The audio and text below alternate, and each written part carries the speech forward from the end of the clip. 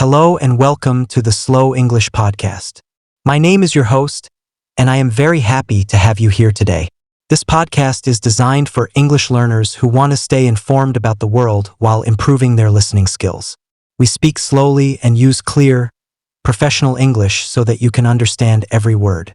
Today is Saturday, April 25th, 2026. It is a very important day for international diplomacy. We have several major stories to discuss, focusing on the ongoing conflict in the Middle East, the peace talks in Pakistan, and the global economic situation. We will also look at some other news from around the world. Our main story today takes us to Islamabad, the capital city of Pakistan. Today, high-level officials from the United States and Iran are arriving in the city. This is a very significant moment because these two countries have been at war for nearly 2 months. The war began on February 28, 2026. Before the war started, there were meetings in Geneva about Iran's nuclear program. Unfortunately, those meetings did not end with an agreement. Shortly after, fighting broke out between Israel, the United States, and Iran. Since then, thousands of people have lost their lives, and the world has been watching with great concern. However, there is now a small window of hope.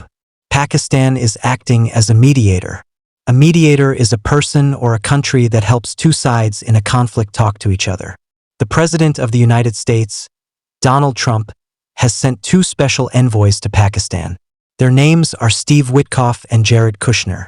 They are there to meet with the Iranian Foreign Minister, Abbas Araghchi. It is important to note that Iran has said they will not talk directly to the American representatives. Instead, they will use indirect talks. This means that Pakistani officials will carry messages back and forth between the two sides. Even though they are not sitting in the same room, this is still a very positive step toward peace. Currently, there is an indefinite ceasefire in place. A ceasefire is an agreement to stop fighting for a period of time. This ceasefire was requested by the government of Pakistan to give diplomacy a chance. Everyone is hoping that these meetings in Islamabad will lead to a more permanent peace agreement. While the diplomats are talking, the rest of the world is feeling the economic effects of the war. The biggest problem is the Strait of Hormuz. This is a very narrow and strategic waterway in the Middle East. In normal times, about 20% of the world's oil passes through this strait. Right now, the Strait of Hormuz is effectively closed. Iran has a lot of control over this area, and they have been attacking ships that try to pass through. In response, the United States has created a blockade on Iranian ports. President Trump has even ordered the military to take strong action against any small boats that might be placing mines in the water. Because of this closure, the price of oil has increased significantly. Brent crude oil, which is the international standard for oil prices, is now costing between $103 and $107 per barrel. This is about 50% higher than it was before the war began. When oil prices go up, everything becomes more expensive, from the gasoline in your car to the food in your local supermarket.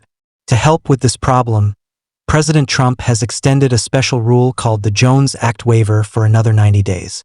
This rule makes it easier for ships from other countries to carry oil and natural gas to the United States. The goal is to stabilize energy prices and make sure there is enough fuel for everyone. Another area of concern is Lebanon.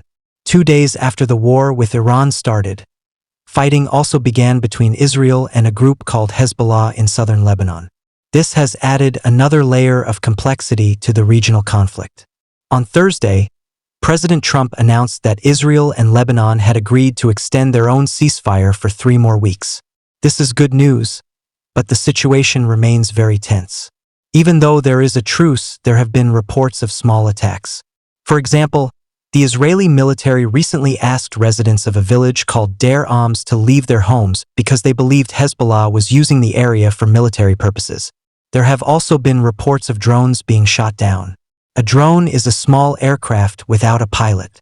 Both sides are using these for surveillance and attacks. Despite the ceasefire, the atmosphere is still very dangerous for the people living in that region.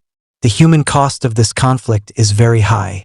Since the war began in February, more than 3,300 people have died in Iran, and nearly 2,400 people have died in Lebanon.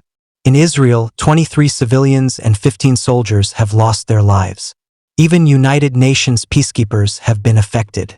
6 peacekeepers, 4 from Indonesia and 2 from France, have been killed while trying to maintain order. In other news, the United States Justice Department has finished an investigation into Jerome Powell, the head of the Federal Reserve. They decided not to bring any criminal charges against him. This decision likely means that a man named Kevin Warsh will soon take over as the new leader of the Federal Reserve. The Federal Reserve is the central bank of the United States, and its decisions affect the global economy. Today, April 25th, is also a day of remembrance in Australia and New Zealand. It is called Anzac Day. On this day, people honor the soldiers who have served and died in all wars, conflicts, and peacekeeping operations. It is a very solemn and important day for people in those countries. Finally, today is also World Malaria Day and World Penguin Day. World Malaria Day is a time to raise awareness about the fight against malaria, a disease that affects millions of people. World Penguin Day is a fun way to celebrate these amazing birds and learn about how we can protect their environment. As we finish today's episode, let's review some of the key vocabulary words we used. 1. Mediator. A person or country that helps two sides in a conflict reach an agreement. 2. Ceasefire. A temporary agreement to stop fighting. 3. Strait. A narrow passage of water connecting two larger bodies of water. 4. Blockade. An act of sealing off a place to prevent goods or people from entering or leaving. 5. Waiver. A decision to not apply a normal rule or law for a short time. 6. Solemn. Very serious and formal. Thank you for listening to the Slow English Podcast. We hope this episode helped you understand the news and improve your English. Remember, learning a language takes time and patience. By listening to slow, clear English every day, you are making great progress. Please join us again for our next episode. Until then, stay safe, stay informed, and keep practicing your English. Goodbye.